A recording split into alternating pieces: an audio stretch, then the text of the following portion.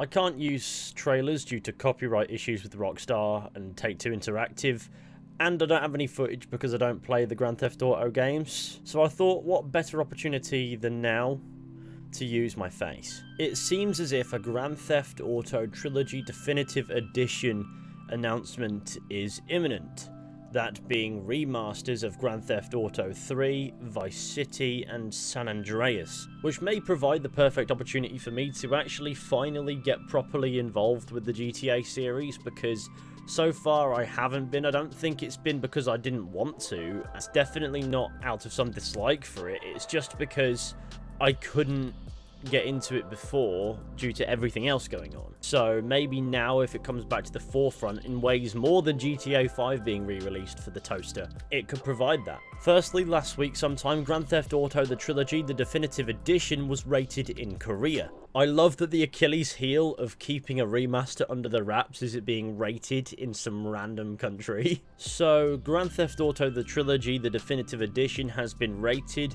on the Game Rating and Administration Committee database of Korea. That was a mouthful. So right away, you can't rate something that doesn't exist. It's just not possible to give an age rating to something on the prospect of what it is, considering how the age rating system tends to work. You do need to actually have something physically there for you to rate. So right away, the Grand Theft Auto remasters are real. You'd hope. Maybe it's a big prank. I don't know. On top of that, these rumors didn't just appear overnight because they randomly got rated in Korea. No, people have been speculating about a GTA 3, Vice City and San Andreas bundle remaster for a while.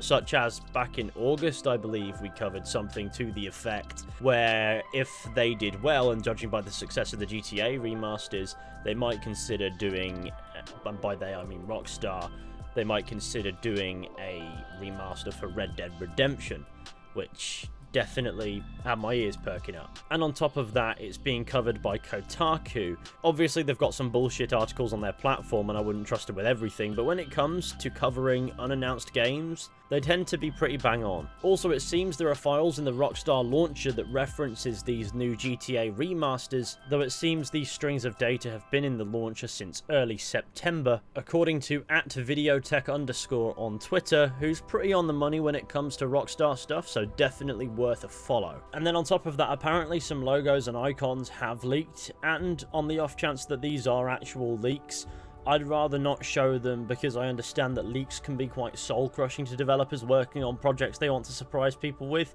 And while we can't avoid talking about the fact that we know about it, I'd rather not look at key art for something that hasn't been announced yet, even if it is minimal, because for one, depending on what company you're talking about, they can be very upset and lob copyright issues at you.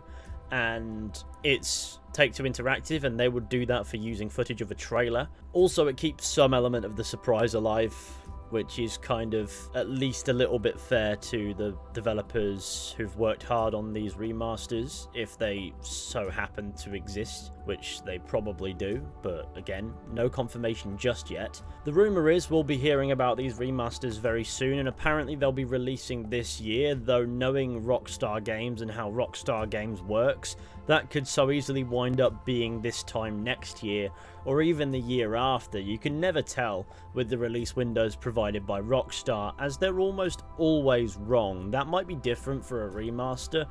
I don't know, I don't think we've got enough data on that one, besides from maybe the 6 million re-releases of Grand Theft Auto 5. Though that in itself is hardly a thing to judge as a trend, not necessarily in the same way that you could do it with Skyrim, because that game gets re-released far more often. Hopefully this turns out to be more than just a big elaborate prank. It will actually give me a reason to get stuck in with some of the older GTA titles, and from there I can actually get involved in the series. I've played bits and pieces here and there before, and I didn't dislike it. I just feel like I couldn't at the time get into it. However, were these games remastered, it would give me a reason to, because it would give me something to stream through for one, but it would also make me feel like it's more relevant to play those games now. I think, considering the content creation avenues that I've taken with this and gaming, they've sort of combined together to the point where I feel like I have to sort of be on the money at least a little bit, and hopefully that's what these provide. And who knows, maybe it'll be a nice way to get some content on those games done in a similar fashion to what I did for Red Dead Redemption 2 and Red Dead Redemption. Speaking of, this could also bring us back to judging on how these remasters fare, and considering it's Grand Theft Auto, I'd imagine it'll sell like hotcakes, literally a license to print money. That's my alarm. I'm up early. Apologies. We could be seeing a Red Dead Redemption remaster later on down the line, which I'd really love to see. So fingers crossed that there's some hope for a Red Dead remaster later on if these do well and that they even exist in the first place, which it seems more than likely that they do. Kotaku claims that the collection will be released later this year for the PlayStation 5, for Xbox Series X and S, Xbox One and Nintendo Switch, and PC and mobile ports will follow in 2022. How accurate that is, I suppose we'll have to wait and see, though it doesn't necessarily mean it's inaccurate, it just could be dated information. After all, we are still talking about a Rockstar production here.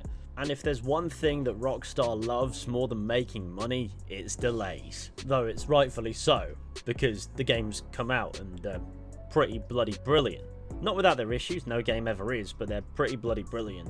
Anyway, that's where I'm going to leave this video for today, so thank you all for watching. I really hope that you've enjoyed. Be sure to go ahead, leave a like, subscribe, share the channel with your friends and all that wonderful stuff. That would be super fantastic. Be sure to give your thoughts down in the comments section as well. After all, that's kind of what it's there for. And remember, he's coming for you. But of course, I'll be seeing you all very soon with another video at some point. But until then, take care and goodbye.